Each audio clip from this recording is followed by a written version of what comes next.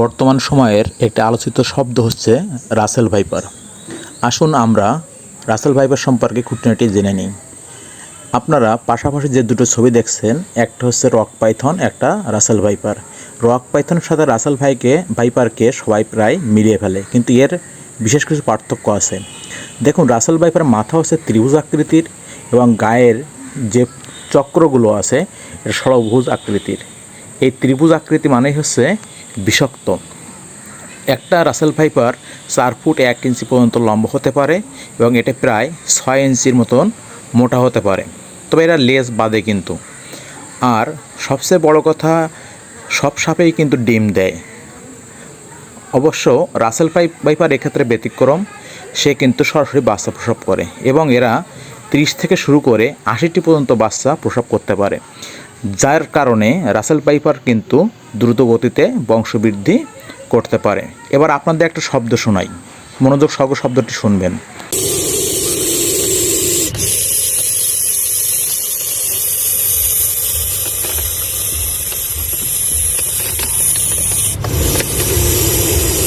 যদি এই শব্দটি আপনার আশেপাশে কোথাও শুনতে পান, তবে সেখান থেকে ছুটে পালানোর চেষ্টা করবেন, কারণ এটাই রাসেল ভাইপারের হিসির শব্দ। দেখুন, বর্তমানে কিন্তু রাসেল ভাইপার গ্রামগঞ্জ ছড়িয়ে পড়েছে। আপনারা যে ছবিটা দেখছেন, এটা হচ্ছে ভোলার একটা গ্রামে এই ভদ্রলোককে পাওয়া গেছে, তো সাবধান সবাই। আর রাসেল ভাইপারের কামড়ের বিশেষত্ব হচ্ছে রাসেল ভাইপারে বিভিন্ন রকমের বিষ কাজ করে, তবে হিমোটক্সিন নামক বিষটা খুবই সিরিয়াস।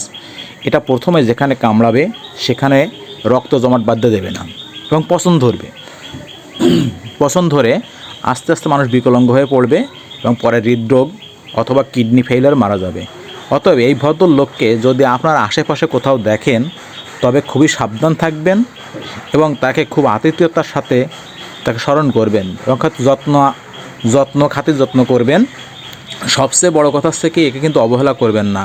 এবং আপনাদের একটা কথা বলে রাখি, যদি কাউকে কখনও রাসেল ভাইপারে কামড়ায়, তবে আপনি সাথে সাথে হাসপাতালে যাবেন এবং অ্যান্টিভেনাম ইঞ্জেকশন নেবেন। কোনো অবস্থাতেই রাসেল ভাইপারে কামড়ালে আপনি ওঝা বা অন্য কোনো ঝাড়ফুঁকের ধার ধারবেন না, কারণ যদি আপনি 2 ঘন্টার মধ্যে অ্যান্টিভেনাম ইঞ্জেকশন না নেন, তবে কিন্তু অবশ্যই মৃত্যু হবে। আর এই রাসেল ভাইপারের বিষটা কিন্তু খুবই মারাত্মক। অতএব কোনোভাবেই একে অবহেলা করবেন না এবং কোনো ওঝার কাছে যাবেন না। প্লিজ আপনাদের কাছে একান্ত অনুরোধ থাকলো, যদি কাউকে কখনো রাসেল ভাইপারে আক্রমণ করে, তবে যেন সরাসরি 2 ঘন্টার ভিতরে যেন হাসপাতালে নিয়ে পৌঁছানো হয়। এবং সবসময় খেয়াল করবেন যে যদি আপনার এলাকা থেকে জেলা সদর হাসপাতালটা কাছে হয়, তবে অবশ্যই জেলা সদর হাসপাতালে নিয়ে যাবেন।